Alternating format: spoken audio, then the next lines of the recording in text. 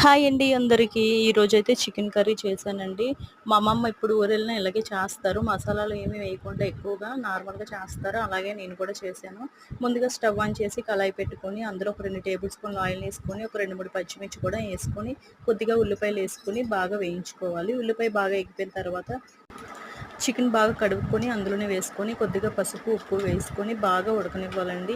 Chicken బాగా మగ్గిపోయిన తర్వాతే అందులోనే ఒక 2 టమాటాలు కూడా కట్ చేసి ముక్కల్లాగా వేసుకోవాలి. అలాగే ఒక 2 టేబుల్ స్పూన్లు అల్లం వెల్లుల్లి పేస్ట్ వేయించుకొని, ఒక 10 నిమిషాలు ఉడికించుకొని తీసుకొని, అందులోనే ఒక టేబుల్ స్పూన్ కారం పొడి, ధనియాల పొడి, జీలకర్ర పొడి, గరం మసాలా వేసుకొని, కొద్దిగా వాటర్ కూడా వేసుకొని ఒక పావుగంట సేపు ఉడికించుకోవాలి. అందులోనే నేనైతే ఉడకబెట్టిన గుడ్లు కూడా వేసానండి. మా పాపకి ఎగ్ అంటే చాలా ఇష్టం. నాన్ వెజ్ చికెన్ అయినా మటన్ అయినా వండేటప్పుడు కంపల్సరీ అందులో ఎగ్ అయితే వేస్తాను నేను. ఎగ్ కూడా వేసి ఒక 10 నిమిషాలు ఉడికించుకొని కొద్దిగా కొత్తిమీర అయితే వేసుకోండి. వీడియో నచ్చినట్లయితే లైక్ చేయండి, సబ్స్క్రైబ్ చేయండి. బాయ్ అండి.